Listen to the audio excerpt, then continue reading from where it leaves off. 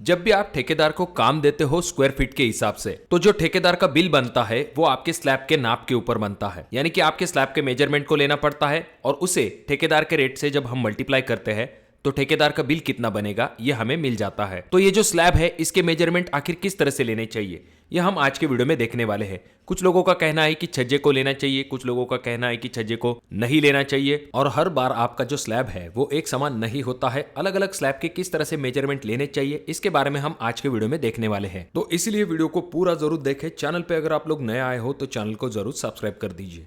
अब इसके लिए सबसे पहला स्लैब हम लेंगे जो कि है आयताकार, यानी कि रेक्टेंगल स्लैब को हम कंसिडर करेंगे। तो इसका मेजरमेंट कुछ इस हिसाब से होता है। अब ये चीज जरूर ध्यान में रखिए, जब भी आप स्लैब के ऊपर जाते हैं तो आपको स्लैब के दो मेजरमेंट लेने पड़ते हैं। स्क्वायर फीट आपको निकालना पड़ता है। स्क्वायर फीट के लिए आपको सिर्फ दो बाजू की जरूरत पड़ती है, एक लेंथ और एक विड्थ। तो आप स्लैब का मेजरमेंट आराम से निकाल सकते हो। इस स्क्वायर फीट को आप अपने रेट से मल्टीप्लाई करेंगे तो आपको आपका आंसर मिल जाता है। तो ये इतना आसान है। फॉर एग्जाम्पल के लिए मान लीजिए ये आपका स्लैब है, तो इसका मेजरमेंट कुछ इस हिसाब से है। अभी स्लैब की ये जो साइड है ये 50 फीट है, ये 50 फीट है और ये 30 फीट है, और इसकी सामने वाली साइड भी 30 फीट है। यानी कि टोटल मेजरमेंट, जैसा कि आप बीम को आउटर को जैसे कि आप यहां से टेप लगाते हैं यहां तक, तो आपको मेजरमेंट 50 फीट तक मिल जाएगा। और अगर आप यहां से लेके यहां तक टेप लगाते हैं तो आपको मेजरमेंट 30 फीट तक मिल जाएगा। तो आपको क्या करना है, simple 50 multiply 30 is equal to आ जाता है हमारा 1500 स्क्वायर फीट। तो देखा आपने, इतना आसान है। आपको सिर्फ ये चीज ध्यान में रखनी है कि दो साइड जो है उन्हें मल्टीप्लाई करना है। इसके लिए आपकी सामने की दोनों साइड जो है वो सेम होनी चाहिए। अगर यहां पर 55 है, यहां पर 50 है, तो आपको जो है स्क्वायर फीट निकालते टाइम इसका मीन लेना पड़ता है। स्लैब के साथ ऐसी चीज नहीं होती, अक्सर ही सामने की दोनों साइड जो है वो सेम होती है। इस वजह से हमने जो है 50/30 लिया है। तो ये आ गया हमारा आंसर जो कि है 1500 स्क्वायर फीट। फॉर एग्जाम्पल के लिए आपके जो सेंटरिंग कॉन्ट्रैक्टर है, यानी कि सिर्फ आरसीसी काम करने वाले जो है, उन्होंने आपके पास से रेट लिया है 110 रुपए पर स्क्वायर फीट। तो उसे हम हमारे एरिया से मल्टीप्लाई करेंगे, यानी कि 1500 से मल्टीप्लाई करेंगे तो हमारा आंसर आ जाता है, यानी कि 110 मल्टीप्लाई 1500, हमारा आंसर आ जाता है 1,65,000 रुपीज। तो देखा आपने, ये इतना आसानी से आप जो है स्लैब का मेजरमेंट ले सकते हैं।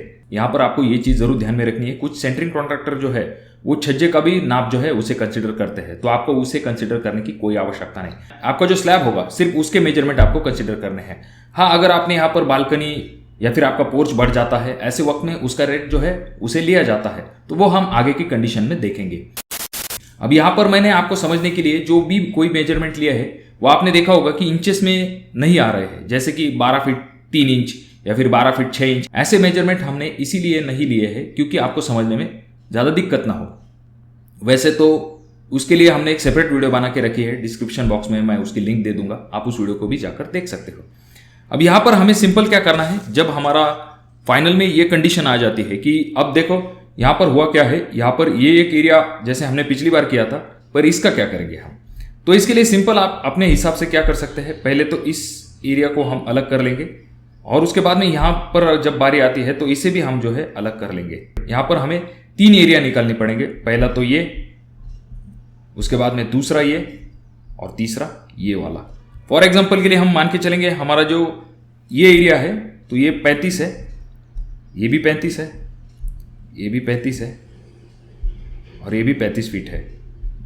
तो इन सभी को अगर हम ले लेंगे तो जाहिर सी बात है इन दोनों साइड का हमें जो है मल्टीप्लीकेशन करना है। तो 35 feet multiply 35 feet is equal to आ जाता है हमारा 1225 स्क्वायर फीट। अब हम यहाँ पर दूसरे स्लैब की तरफ जाएंगे जिसको हमने कंसिडर किया है कि इसका साइज है 8 फीट बाय 12 फीट। ये भी आ गया हमारा 8 फीट, ये आ गया हमारा 12। तो 8 मल्टीप्लाई 12 इज इक्वल टू आ जाता है हमारा 96 स्क्वायर फीट।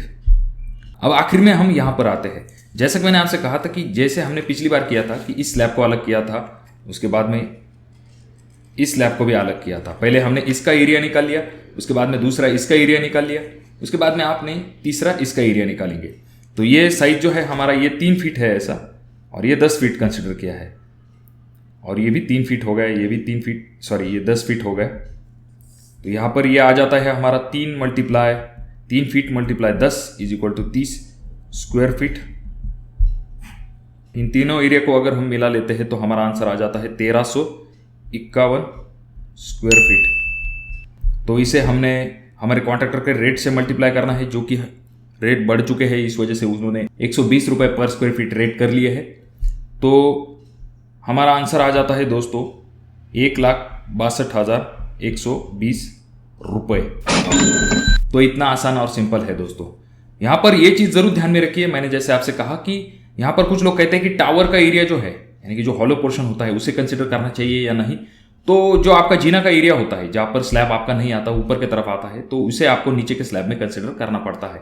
पर जहाँ तक बात आती है आपके जो अंदरूनी जो लॉफ्ट होते हैं या फिर जो छज्जे होते हैं, तो उन्हें आपको कंसिडर करने की कोई आवश्यकता नहीं। इसी तरह से आप अपने जो ब्रिक वर्क और प्लास्टर करने वाले होते हैं कॉन्ट्रैक्टर, उनका भी बिल निकाल सकते हैं। फॉर एग्जाम्पल के लिए हम कंसिडर करेंगे यही जो हमारा एरिया आया था, तो इसे हम अगर हमारे सेंटरिंग वाले और ब्रिक वर्क प्लास्टर वाले हैं उनके रेट से अगर हम मल्टीप्लाई करेंगे, फॉर एग्जाम्पल के लिए इसके लिए रेट हमने कंसिडर किया है कि 220 रुपये पर स्क्वायर फीट के हिसाब से रेट दिया है, जिसमें कि हमारा आरसीसी वर्क, ब्रिक वर्क और प्लास्टरिंग वर्क आ जाता है। तो हमारा आंसर आ जाता है दोस्तों 2,97,220 रुपीज। तो ये आ गया आपका आंसर दोस्तों। तो इतने आसानी के साथ आप अपने स्लैब का नाप ले सकते हो और उसे आपके जो कॉन्ट्रैक्टर है उनके रेट से अगर मल्टीप्लाई करते हो तो आप आसानी से आपका जो बिल है उसे निकाल सकते हो। तो ये इतना आसान है दोस्तों, क्योंकि स्लैब पे डिपेंड करता है कि आपका बिल कितना बनेगा। जो कोई भी आपका आरसीसी हुआ या फिर चिनाई वाले का हुआ, तो इन सभी का बिल जो है डिपेंड करता है आपका स्लैब का एरिया कितना आता है, इस हिसाब से। तो दोस्तों इतनी आसान और सिंपल भाषा में मैंने आपको समझाने की कोशिश की है कि आपका स्लैब का नाप किस तरह से लेना है, स्क्वायर फीट किस हिसाब से निकालना है और उसे रेट से कैसे मल्टीप्लाई करना है। आप अपने हिसाब से भी ले सकते हो। कुछ लोग जो है इसे पूरा बॉक्स बना लेंगे, यानी कि पहले जो है इस बॉक्स मतलब 3 बॉक्स बना लेंगे, यहाँ पर इसे टोटल ले लेंगे, उसके बाद में इसका एरिया निकालेंगे, उसके बाद में इसका एरिया निकालेंगे। आप अपने हिसाब से कर रहे हो, आपको सिर्फ आइडिया आने के लिए मैंने इस चीज़ को बताया है। तो दोस्तों मैं आशा करता हूँ वीडियो आपको अच्छी लगी होगी। अगर ये वीडियो आपको अच्छी लगी हो तो ज़रूर इसे लाइक कर दीजिए, अपने दोस्तों के साथ शेयर कर दीजिए। आपके कोई सवाल है, जैसे कि आपने देखा, अगर आपके सवाल इंटरेस्टिंग होते हैं तो उसके ऊपर वीडियो बनाने की मैं ज़रूर कोशिश करता हूँ।